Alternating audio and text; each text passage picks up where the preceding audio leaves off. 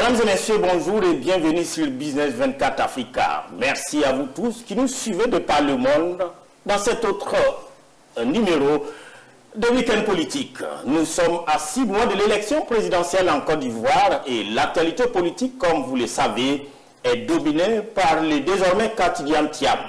Un cas venu s'ajouter à 3 autres cas, je vais dire Laurent Gbagbo, Guillaume Soro, Blé Goudé Charles, tous 3 absents donc de la liste électorale. Le RHDP qui n'a toujours pas de candidat, le PDCI RDA, le PPRCI, plan A, plan C, plan B ou même plan Z, on décortique dans cette émission.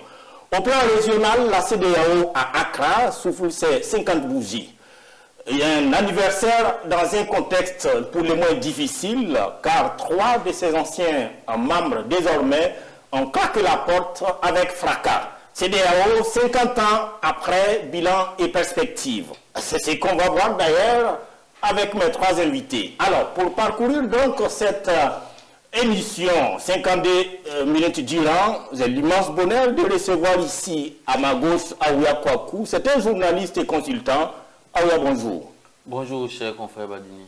Alors, de l'autre côté, le journaliste maison, Philippe Zabo, journaliste, reporter à Business 24. Bonjour. Bonjour, cher confrère, M. Badini. Comment vous allez? Très bien. Alors, troisième invité de ce numéro, Junior Kofo, journaliste, chef de service politique à l'intelligence d'Abidjan. Bonjour, chers confrères. Bonjour, Badini. Mesdames et messieurs, comme je l'ai dit tantôt, l'actualité politique en Côte d'Ivoire est donc dominée par cette affaire Tidiane Thiam et le ministère de la Justice est sorti hier lors d'un point de presse pour clarifier, dit-on, les choses et ce qu'on peut savoir ou entendre à partir de ce point de presse. Tidiane Thiam est ivoirien dès lors qu'il a abandonné sa charge ou sa nationalité française. C'est ce qui a été dit lors de ce point de presse animé par le directeur des affaires pénales et civiles du ministère de la Justice. On va repartir. Si la technique nous permet, on va regarder cet élément vidéo et revenir ici sur le plateau. Certes, par sa naturalisation, en mars 87, il est devenu français et s'est libéré de son allégeance française depuis le 19 mars 2025. Par cette libération de son allégeance à un pays étranger, M. Thiam, qui était ivoirien par sa naissance, par le sang, retrouve automatiquement sa nationalité ivoirienne qu'il avait volontairement mise en hibernation. Il faut se situer dans le temps pour comprendre la logique de cette radiation. Le juge dit, au moment où M. Thiam s'inscrivait sur la liste électorale, il n'avait pas la qualité d'ivoirien. Et cette qualité s'apprécie au moment de l'inscription. Au moment où il s'inscrivait, il n'avait pas encore renoncé à son allégeance à l'État français.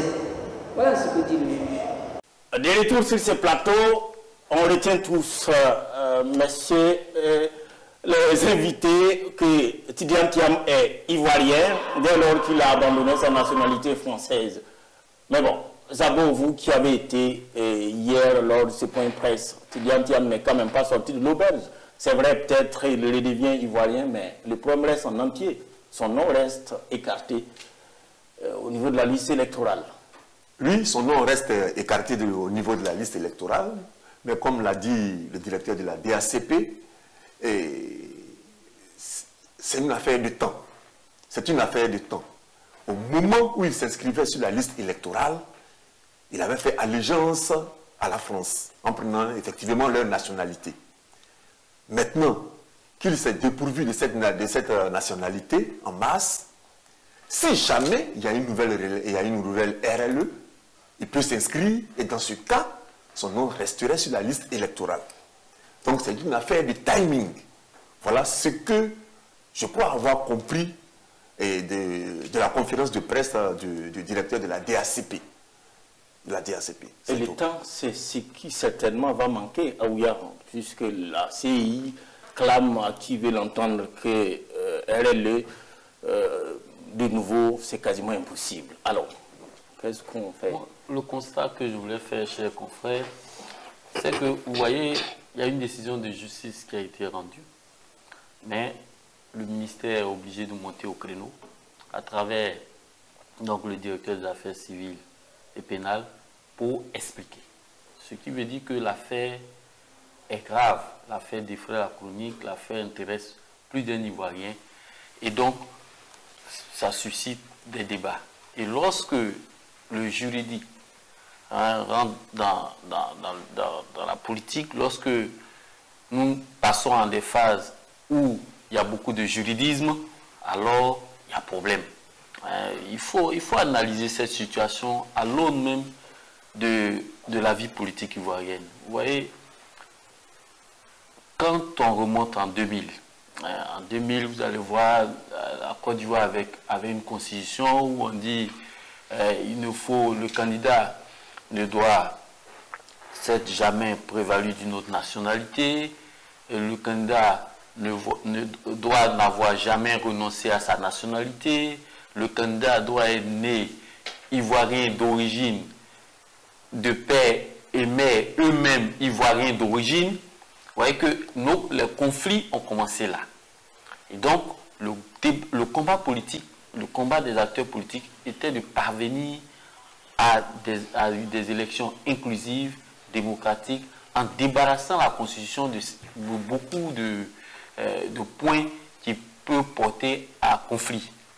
Et donc, nous sommes arrivés à la Constitution de 2016, et là, on a enlevé tous ces articles-là qui posaient problème.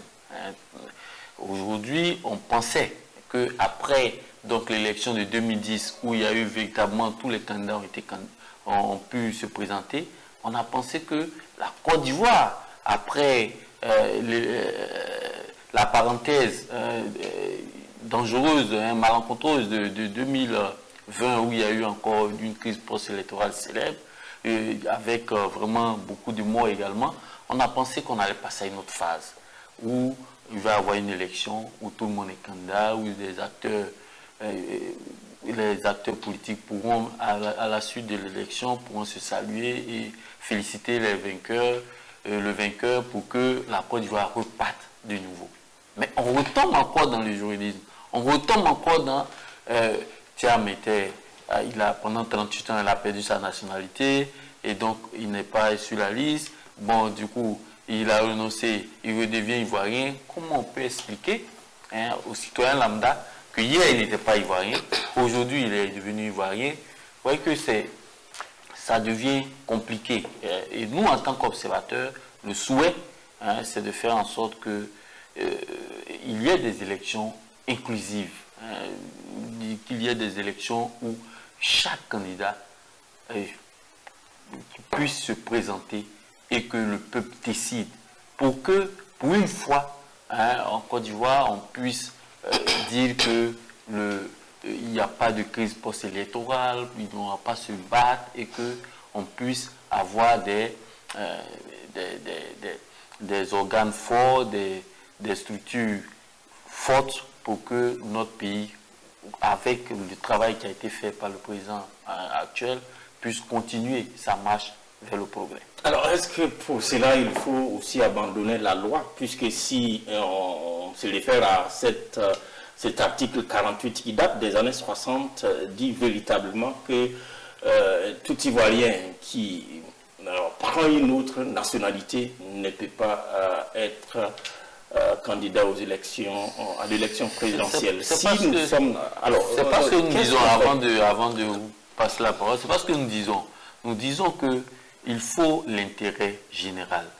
C'est le président Félix Houphouët-Boigny qui dit qu'il préfère l'injustice au désordre. Ce que nous disons, c'est quoi? Vous voyez que aussitôt le directeur des affaires civiles et pénales a fini sa conférence de presse, les avocats de Thiam sont montés au créneau pour servir, pour dire qu'il va avoir une suite à cette affaire parce que, évidemment, pour eux, il y a eu vice de procédure et que ce n'est pas le juge qu'il fallait, il fallait un juge donc un juge donc, dédié aux questions de nationalité pour trancher cette affaire. Donc vous voyez qu'on retombe encore dans le juridisme. C'est ce que c'est le constat que je veux faire passer. Mais en tout état de cause, dans tout pays, il faut respecter les lois. Alors, Madid n'est pas dit j'ignore, mais Jean-Hubert Kofo. Dis-moi, lorsqu'on est à cette situation, et puis bon, tout semble indiquer que si on reste en l'état, Tidiane Thiam ne pourra pas participer à l'élection présidentielle. Alors, quel doit être maintenant, c'est vrai, il y a un recours qui est projeté. Alors, quel doit être le comportement du PDCI-RDA face à cette situation? Non, mais depuis longtemps, on a déjà la posture du PDCI-RDA. Il n'y a pas de plan B, il n'y a pas de plan C. Le plan A, c'est plan B, plan C, c'est Tidiane Thiam. Donc, c'est déjà clair là-dessus. En tout cas, le PDCI-RDA a clairement affiché ses intentions. On a tous vu l'image de ce militant à qui le micro a été arraché en pleine réunion. C'est lui qui a proposé que le PDCI choisisse un candidat, comment dire ça, un candidat à côté, selon ce thème. Ce que moi je veux dire, c'est pourquoi on est en démocratie. Et en démocratie, tous les coups sont possibles. Ce type de coup-là, ce n'est pas en Côte d'Ivoire qu'on le voit seulement. Moi je dis que quand en démocratie on a affaire à un adversaire qui est redoutable, il faut trouver les voies et moyens pour l'écarter. Aux États-Unis, on a vu le cas de Donald Trump. Qu'est-ce qu'on n'a pas fait à Donald Trump? Ils sont allés perquisitionner chez lui à la maison. Tout ça pour que Donald Trump soit disqualifié. Mais c'est parce qu'aux États-Unis, les lois américaines ne disqualifient pas pour l'élection présidentielle quelqu'un qui est condamné pour les faits de ce genre-là. Voilà pourquoi comment dire ça, que Donald Trump a pu être candidat et qu'il a gagné les élections. Et en France, on sait que Marine Le Pen, qui est arrivée deuxième à la présidentielle aujourd'hui, est condamnée. C'est vrai qu'elle pourra faire appel, c'est vrai, mais mathématiquement c'est bouclé. Elle ne sera pas candidate à l'élection présidentielle qui vient. Elle est obligée de chercher un plan B. Voilà. Donc moi je dis que ce qui arrive aujourd'hui à Tidiane Thiam, si les vieilles démocraties l'ont fait, la France, les États-Unis et partout, on le fait là-bas, ça peut être ce qu'on ne fera pas. Donc, moi je dis, hier, quand le directeur des affaires civiles et pénales est intervenu, moi j'ai appelé ça, expliquer au peuple pourquoi on a tué le bœuf. Voilà, le sacrifice a été fait, Tidiane Thiam ne sera pas candidat à l'élection présidentielle. C'est-à-dire qu'on montre qu'on descend, il ne sera pas candidat. Maintenant, qu'est-ce que le PDCI doit faire? Le PDCI doit carrément chercher à désigner un candidat de substitution. Au PDCI, les cadres, c'est pas ce qui manque. Moi, je vais donner un nom. Teritano. Je dis qu'au début que Alassane Ouattara est au pouvoir, c'est le premier et le seul ministre qui s'est levé et qui a démissionné du gouvernement. Il dit, Monsieur le Président, je démissionne. C'est le seul. Mais pourquoi ne pas aller par exemple de prendre pour venir être candidat de substitution? Ou alors au PDCI, il y a tellement de cadres, on peut en trouver d'autres. Mais si le PDCI veut s'entêter à prendre Tidiane Thiam comme le seul candidat, Tidiane Thiam ne passera pas. Parce que, je ne dirais pas le RDP, mais le système l'a désigné comme un adversaire à écarter, comme ça a été le cas pour Laurent Gbagbo, comme ça a été le cas pour Guillaume Soro et Charles de Goudet, et ainsi de suite. Aujourd'hui, qui parle de Pascal Affi-N'Guessan? Écarter Pascal Affi-N'Guessan. Qui pense à l'écarter? Parce que je ne me moque pas de lui, mais je me dis que ce n'est pas un candidat de poigne. Personne n'a intérêt aujourd'hui à écarter Pascal Affi-N'Guessan. Personne n'a intérêt aujourd'hui à écarter un candidat potentiel comme Jean-Luc Bion, qui lui aussi était français. Jean-Luc Bion vient d'abandonner dernièrement sa nationalité française, hein, il y a seulement quelques semaines.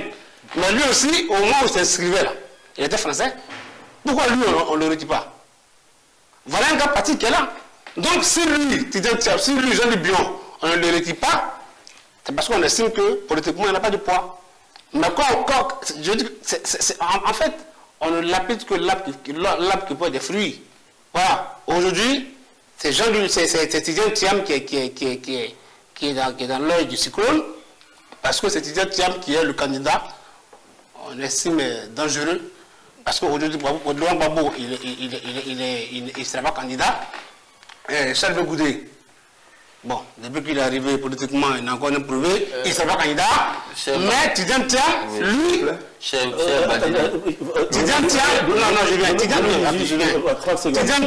Tidjane Thiam, c'est un candidat qui inquiète le régime. C'est normal.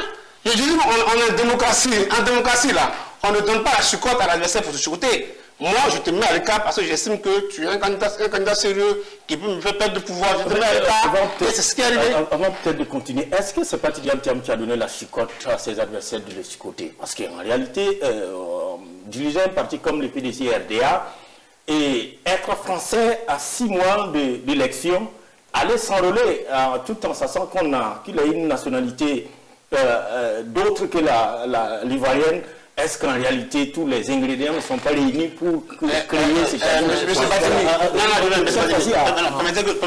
permettez juste que je te mette là-dessus. Allez-y. Cher Badini, il ne faut pas poser des problèmes en l'état. Et surtout, quand j'entends mon confrère, il m'inquiète. Hein, tel ne sera pas candidat, tel sera candidat. Ce n'est pas de ça qu'il s'agit. Il ne s'agit pas pour le régime de sélectionner des candidats. Nous sommes en démocratie. Et en démocratie, c'est le peuple qui décide. La souveraineté appartient au peuple. Il ne faut pas... Nous sommes encore des démocraties jeunes et fragiles. Il ne faut pas comparer ce qui n'est pas comparable. Vous n'allez pas voir qu'après une élection en France, il va y avoir des gens qui vont s'entretuer pendant des années, pendant des mois. Non. Après l'élection, c'est fini parce que les gens ont confiance en leur structure. Obama l'a dit, il faut des institutions fortes et non des hommes forts. Nous n'avons pas encore d'institutions fortes. C'est pourquoi nous devons faire en sorte que nos élections soient inclusives. En quoi faisant? En quoi faisant? En permettant aux candidats désignés par leur parti de candidater. Sauf qu'il y a la loi. Bien sûr, sauf dans toute démocratie, dans tout pays, il y a la loi. Mais il ne faut pas donner l'impression qu'on utilise le droit pour écarter des candidats. L'impression. Parce que lorsqu'il y a cette impression d'injustice, alors nous tombons dans la violence et ce n'est pas bon pour l'image de nos pays. Aujourd'hui, je termine par là.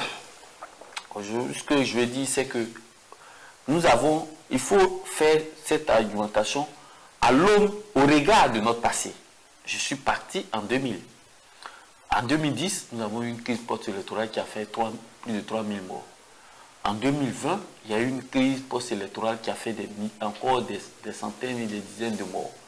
Donc, quand on est dans un tel pays, il y a des discours à ne pas tenir. On ne dit pas, bon, c'est normal qu'on écarte tel ou tel candidat. Non. Nous, en tant qu'observateurs, nous devons dire qu'il faut que ceux qui ont le droit de se présenter puissent se présenter. Alors, sans utiliser quelque chose. Juridisme. Il n'a pas dit, il a dit au regard de ce qu'il voit, puisque Laurent Gbagbo, frappé par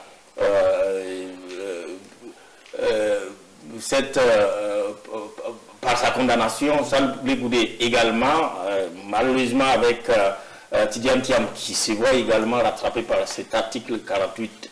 C'est quelqu'un, je crois bien, si je me trompe, le pragmatisme, il dit ce qu'il voit et selon lui, au regard de ce qui précède, il ne peut pas être, tout ce beau monde ne peut pas être candidat, c'est ça? Je ne sais pas si William a bien compris, mais en fait, je suis en train de dire, vous savez, ailleurs, dans d'autres pays, là où on ne parle pas de démocratie, il y a un pays voisin où on parle de révolution progressiste. Là-bas, quand tu es gênant, on te prend, on t'envoie au front. Quand tu es gênant là-bas, on te prend, on t'envoie au front. Mais dans une démocratie, quand on veut écarter un adversaire qui est gênant, il y a des voies légales, de très belles voies, et qui respectent la loi, qu'on prend pour te mettre à l'écart. Donc la justice, moi je ne suis pas en train de dire par exemple que Laurent Gbagbo a été mis à l'écart, non. Mais quand on prenait le cas de Laurent Gbagbo, bon, si vous posez la question à des Ivoiriens dans la rue, comment ça se fait que pour les mêmes faits pour lesquels il a été jugé à la CPI, ces mêmes faits-là, il rentre à Abidjan et puis on le condamne pour ça. On va vous dire quoi? C'est parce qu'on veut qu'il soit candidat. La réponse est tellement claire. Quand on prenait Charles Goudé, c'est la même chose. Mais quand on revient au cas de Tidjane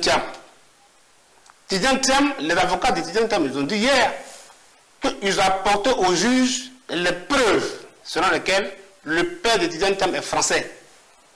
Que Tidjane Thiam est né français. On a vu la décision de la juge quand elle a dit que les documents que les avocats ont apportés étaient flous, illisibles. C'est elle qui l'a dit, c'est moi qui l'ai dit. C'est illisible. Ça veut dire qu'il a envoyé des preuves, mais qui sont illisibles. Mais par exemple, qu'est-ce qui empêche par exemple le juge de dire, bon d'accord, comme vos documents sont illisibles, messieurs, envoyez-moi des documents lisibles. Ça coûte quoi? Qu'est-ce que ça coûterait à demander aux avocats, envoyez-nous des documents lisibles? C'est tellement simple. Mais ils ont mis ça sur le dos de la procédure. Parce qu'ils estiment que la procédure devait durer 5 jours. Et au bout de 5 jours, il fallait rendre le verdict. Mais les 5 jours là, ça commence à compter à partir de quand? Ça compte à partir de vendredi. Le vendredi avant le week-end de Pâques. Vendredi. Quand on est samedi, dimanche, ça va être samedi, dimanche, lundi de Pâques, ça va être 3 jours fériés. Et le mardi, on aura la décision. Ça veut dire que les avocats n'ont eu que 2 jours pour rassembler les dossiers. Je veux dire que on n'a pas besoin d'être des marabouts pour savoir, pour comprendre que c'est une technique pour mettre démocratiquement à l'écart quelqu'un. Pourtant, il y a un vie sur Ross. Philippe, est-ce que... bon, on va peut-être avancer. Est-ce qu'on le plan B, il faut commencer à envisager je vais revenir sur le plan B. Je vais revenir sur le plan B. Mais je voulais dire quelque chose. Et comparaison n'est pas raison. La première des choses, comparaison n'est pas raison. Mon confrère a comparé, il compare la situation politique en Côte d'Ivoire avec celle des États-Unis, celle de la France. Mais c'est des démocraties. Ils sont des vieilles démocraties. Ils sont de très vieilles démocraties. Ils sont de très vieilles démocraties. Ce sont des démocraties qui n'ont pas connu de guerre. Peut-être ça fait un siècle. Moins d'un siècle peut-être depuis la guerre, depuis les dernières guerres mondiales, depuis la guerre mondiale, les États-Unis. Mais nous sortons fraîchement d'une guerre qui a divisé notre pays en deux pendant presque une dizaine d'années, avec une crise post-électorale qui nous a fait 3000 morts. Quand on finit ça, qu'est-ce qu'on fait? Il y a des rapports de l'ONU qui disent que après ce genre de situation, pour que le pays puisse retomber sur ses pieds, il faut au moins 50 ans. Tel est le cas pour le Libéria. Mais nous, avec ce cycle de recommencement, à quel moment nous allons retomber sur nos pieds?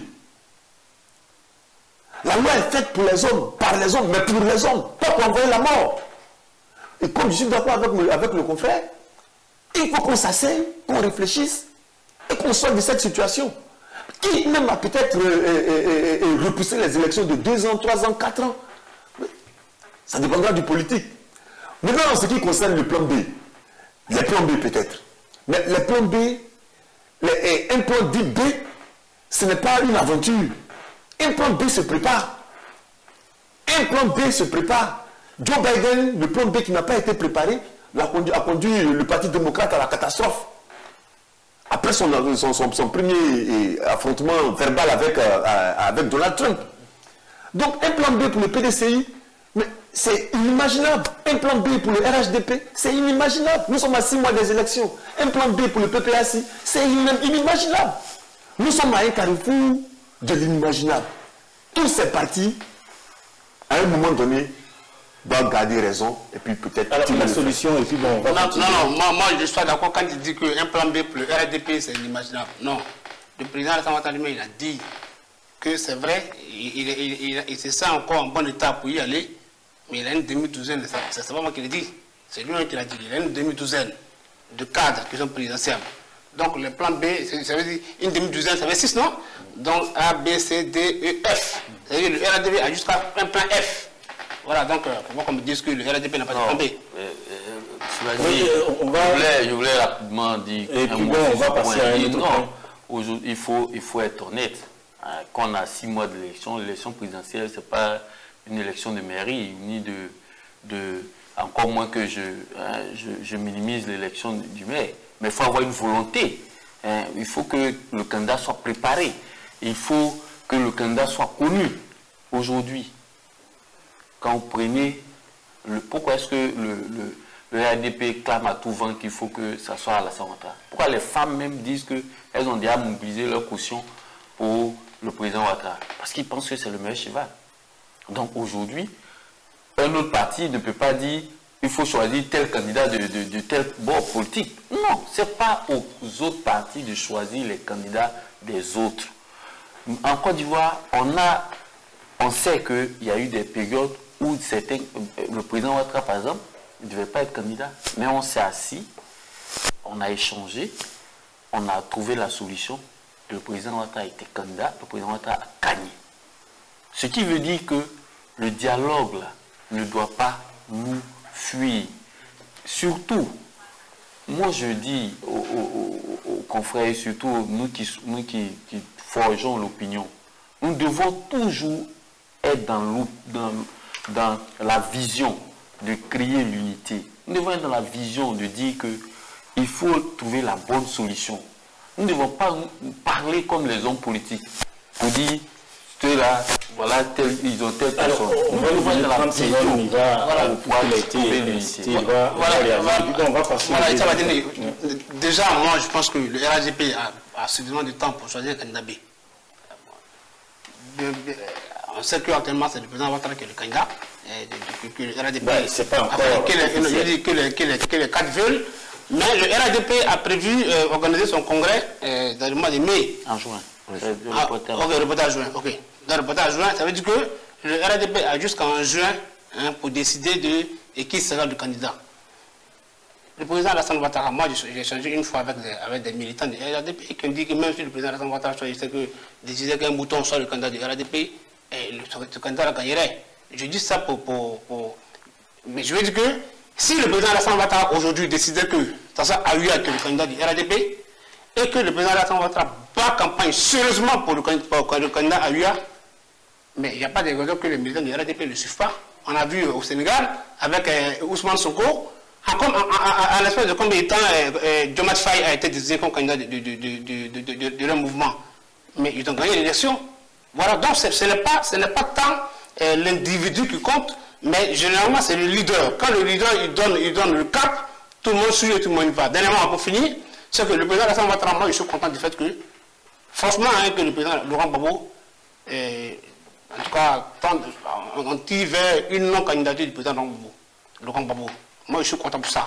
Parce que je me dis que on est en train de sortir du scénario de 2010. Le président Henri Konan Bédié, paix à son âme, a été rappelé par Dieu. Il y a un pion qui est parti. Le président Laurent Gbagbo, le fait qu'il ne soit pas éligible, ça fait un pion de moins. Moi, je salue ça. Je souhaite que le président Alassane Ouattara reste sur sa position jusqu'à la fin.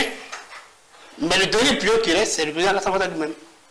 Il faut que lui-même aussi, comme il a dit, il est prêt à passer la main à une jeune génération.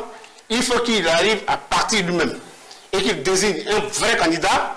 Ça sera que je me dis que, quand moi je regarde un peu la mise dans le cas de Tidiane Thiam, je me dis que peut-être que c'est un signe annonciateur. Peut-être que le président Alassane Ouattara veut se retirer. Il ne veut pas que son poulain qui va choisir ait à faire un candidat trop solide. Donc il préfère le mettre à l'écart, enfin l'écarter, pour désigner un dauphin qui pourra bien affronter les autres candidats. Peut-être que c'est ça. Je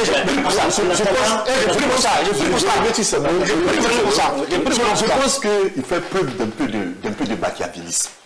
Il fait preuve d'un peu de machiavélisme. Et d'abord le cas Diomaye Faye, c'est ce que je disais tout à l'heure. Le plan B se prépare. Nous qui sommes assis ici, si on veut faire des affaires... Diomaye Faye a été choisi en combien de temps? Écoutez, Diomaye Faye a été choisi en combien de temps? Mais parce que Ousmane Sonko, ça faisait 3 ans que Ousmane Sonko était harcelé. Non mais attends, Diomaye Sonko a il a passé tout son temps devant la justice. Donc déjà, Ousmane Sonko avait déjà préparé Diomaye Faye sans que les autres ne le sachent. Sans que les autres ne le sachent. En tout cas, moi,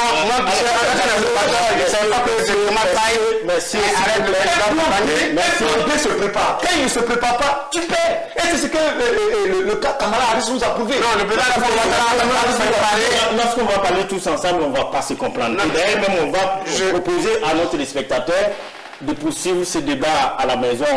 L'actualité politique crispe de ça et là, et c'est de bon temps que les débats soient ainsi. Ceci étant, nous n'avons pas la prétention de gérer toute l'actualité politique en 52 minutes, donc je vais vous proposer gentiment qu'on passe à notre deuxième point de ce jour. Et cette fois-ci, on va se rendre au Ghana, où là-bas également, il y a la CEDEAO qui a soufflé ses 50 bougies à Accra. Et 50 ans, d'aucuns diraient 50 ans, tout ça pour ça, et d'aucuns diraient également, peut-être, pourquoi pas. Et vous, surtout que ça se passe dans un contexte où le Burkina Faso, le Mali et le Niger sont partis. Voilà, 50 ans, Zabo, je reste avec toi, 50 ans de vie commune, 50 ans d'intégration africaine, quel bilan positif ou négatif selon toi? Un bilan ni figue ni raisin. Parce que, comme son nom l'indique, la communauté économique des États de l'Afrique de l'Ouest, la CEDEAO a été mise en place pour une intégration monétaire et économique. De 1975 jusqu'à 1990, la CEDEAO a joué son rôle. C'est malheureusement la crise, la guerre du Libéria qui a fait que la CEDEAO a changé de fusil d'épaule. En clair, c'est qu'on appelait ECOMOG. Peut-être ajouter une corde à son arc. Non, elle est devenue purement politique. Non, l'intégration continue. L'intégration continue, mais ça a été mis sous le boisseau et c'est uniquement que la politique, à partir de 90, que la CEDEAO a commencé à faire. C'est en ce moment-là que la CEDEAO, dans l'imaginaire populaire, a commencé à perdre ses galons. Parce que c'est grâce à la CEDEAO, ou bien à cause de la CEDEAO, qu'on a abattu le président libérien Samuel Doe. Il faut se souvenir. Les Libériens, certains Libériens même disaient qu'il a été attiré d'un guet-apens par les Comores. Jusque-là, aucune loi. C'est à partir de ce moment précis. Un tribunal l'a dit. Donc, à partir de ce moment précis, j'ai dit certains Libériens, je n'ai pas dit les tribunaux. Donc c'est à partir de ce moment précis que la CEDEAO a commencé à dévier. Mais sinon, si on ne prend que le côté économique, intégration économique, la CEDEAO a joué son rôle. Donc à 50 ans, je pense qu'avec la crise ou bien avec le départ de l'AES, ça nous permet de nous remettre en cause. La CEDEAO doit s'asseoir, analyser qu'est-ce qui a marché, qu'est-ce qui n'a pas marché, revenir aux fondamentaux de la CEDEAO et puis pourquoi pas proposer une nouvelle alliance avec leur sujet. Le verre à moitié vide ou plein, Kofo? Moi, je vois le verre à moitié vide. À moitié vide, pourquoi? Parce que, bon, d'abord, la CEDEAO, au niveau de l'intégration des peuples, on peut dire que ce schéma-là, enfin, cette mission-là a réussi. Et donc, vous ne pouvez pas parler de verre à moitié non, je viens. Je veux dire que ce schéma-là, enfin, après ce réussi, pourquoi? Parce que, déjà, les peuples, facilement, un Burkinabé vit facilement en Côte d'Ivoire, un Ivoirien qui vit au Burkina, ainsi de suite, au Ghana, tout ça, ça passe.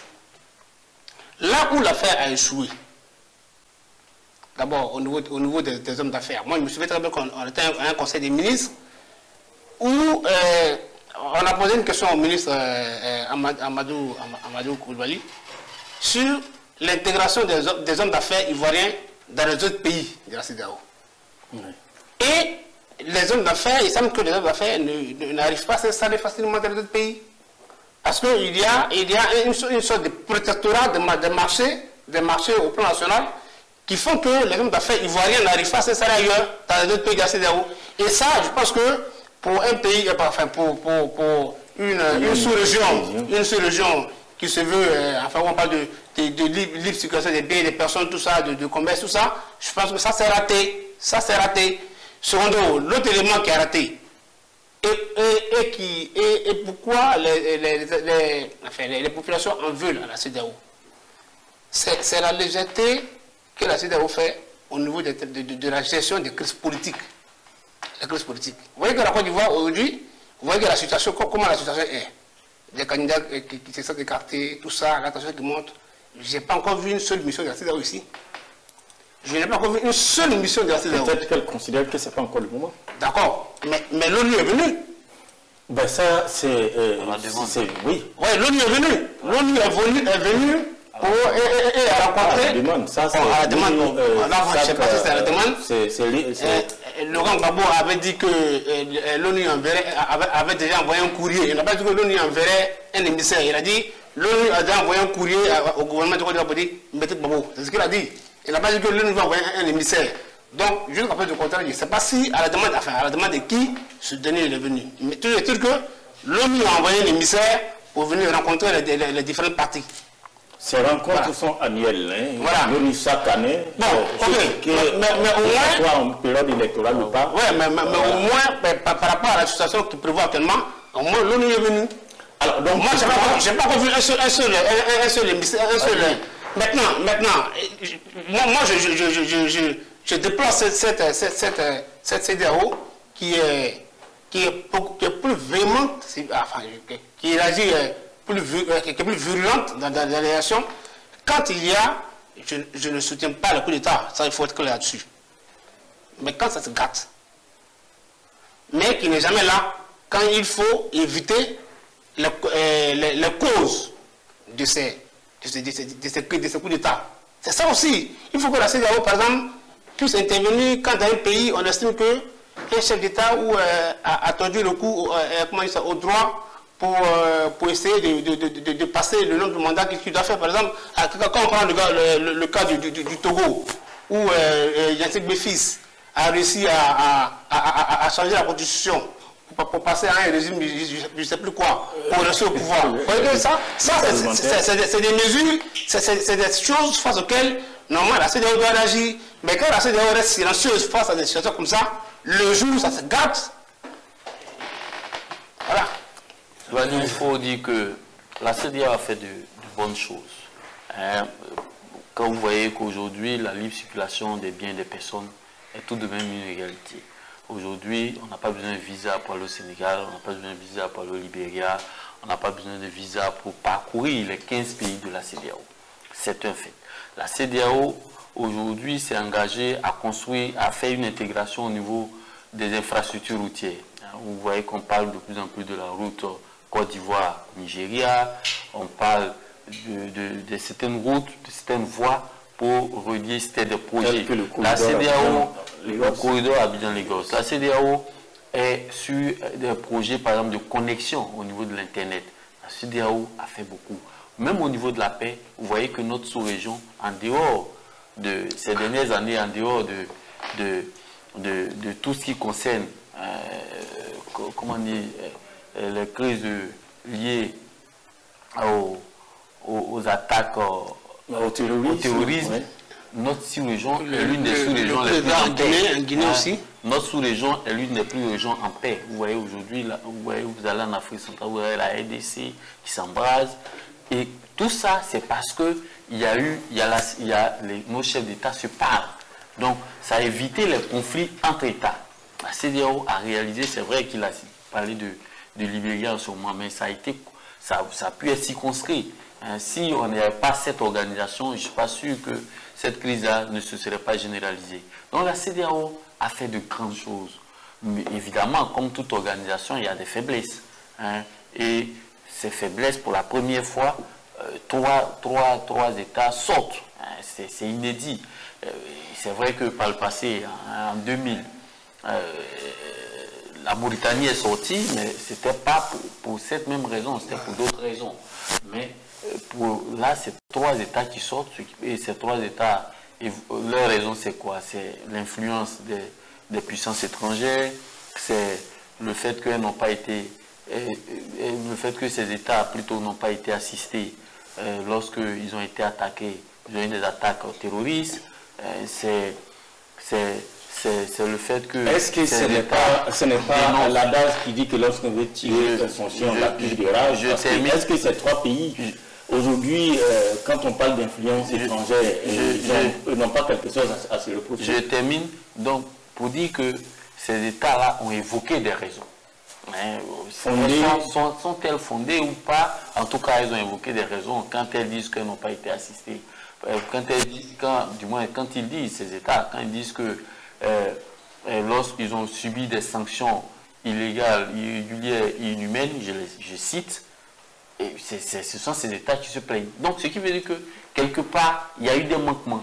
Maintenant, il faut que, pour l'intégration, pour que l'intégration puisse réussir, pour que l'intégration puisse être complète, parce qu'aujourd'hui, aucun État ne peut vivre et se développer en vase clos. Il faut que nos États puissent s'asseoir, harmoniser, voir comment est-ce qu'il faut revenir aux fondamentaux pour que l'Union puisse être à nouveau scellée. Même s'il y a des... Juste un tour de table. Que CEDEAO, 50 ans après, on a vu ça. 50 ans, les 50 prochaines années, en 30 secondes, selon toi, qu'est-ce que... Les 50 prochaines années, c'est ce que je dis, la CEDEAO revient à ses fondamentaux. Union monétaire, union économique, intégration. Je pense que en restant dans ce canevas, c'est la voie toute tracée parce que nous avons des micro-États. Nous avons des micro-États. Dans le cadre de la CEDEAO, c'est un marché vaste qui nous offrira vraiment beaucoup d'opportunités.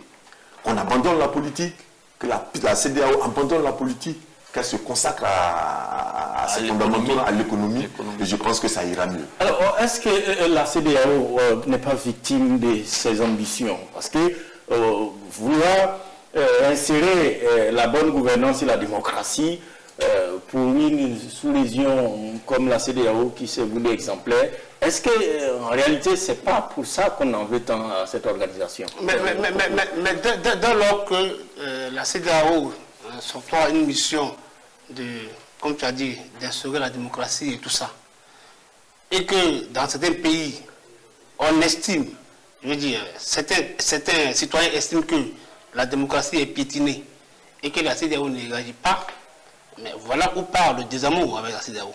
Comprenez? C'est là que part le désamour avec la CEDEAO. Alors, est-ce que dans les prochaines années, une CEDEAO telle qu'elle est aujourd'hui peut survivre? Moi, je dis non. Je dis qu'il faut des réformes.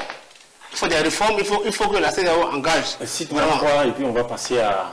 Non, d'abord, moi, personnellement, moi, je m'attends à ce que la CEDEAO décide, par exemple, comme elle intervient militairement dans les pays. On se souvient du cas de Yahya Jammeh, où le Sénégal a amassé cette troupe à la frontière, avant que Yahya Jammeh quitte le pouvoir. Ça a réglé le problème ou... Ça a réglé le problème, Yahya Jammeh a quitté le pouvoir. Ça a réglé le problème. Donc il faut que la CEDEAO se donne aussi les moyens pour menacer aussi des gens, des dirigeants qui violent les lois de leur pays.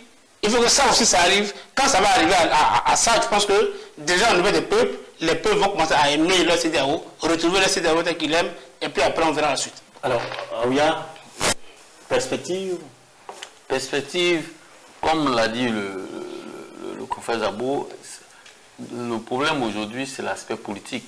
Au niveau économique, au niveau de l'intégration, tout le monde est d'accord pour dire que la CEDEAO a fait de grands pas.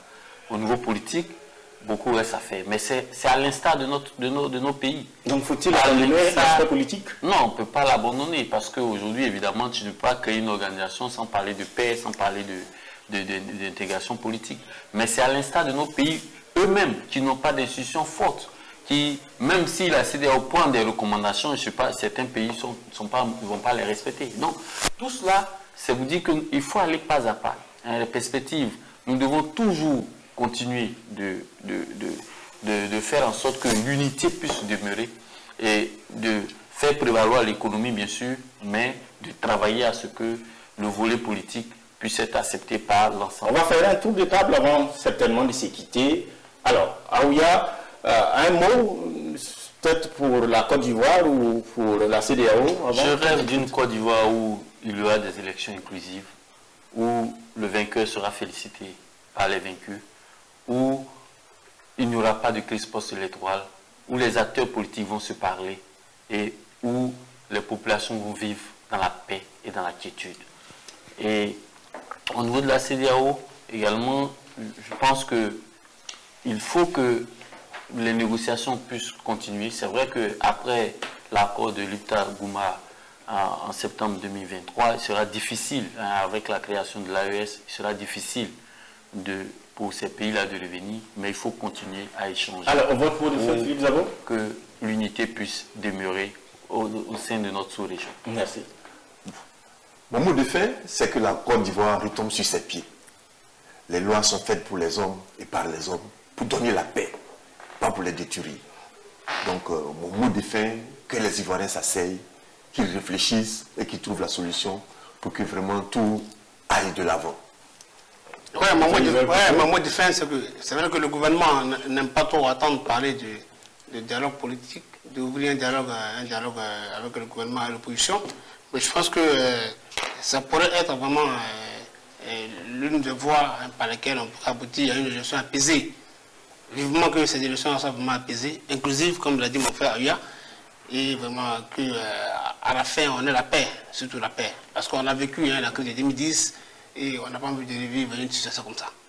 Alors, mesdames et messieurs, vous avez le droit de poursuivre ces échanges-là dans vos salons. Quant à cette émission, pour ce numéro-ci, c'est terminé. Je rappelle que nous étions en compagnie de Philippe Zabo, il est journaliste maison de Business 24. De l'autre côté, nous avons Aouya Kwaku, journaliste également, consultant, et mon alter ego, Jean-Hubert Kofo, il m'a dit de ne pas l'appeler Junior. Donc Jean-Hubert Kofo, journaliste, chef de service politique à l'intelligence d'Abidjan. C'est avec un grand plaisir que j'ai pu échanger ce bout de temps avec vous. Merci très chers téléspectateurs de Business 24. Ça s'arrête là. On se retrouve certainement dans une semaine. D'ici là, restez connectés sur les antennes de Business 24.